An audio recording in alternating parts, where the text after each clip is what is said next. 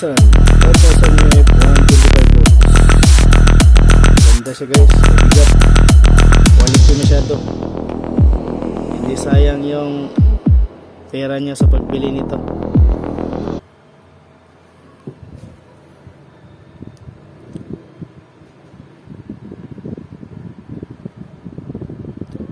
Tamang-tama to sa mga DIY projects natin pang testing.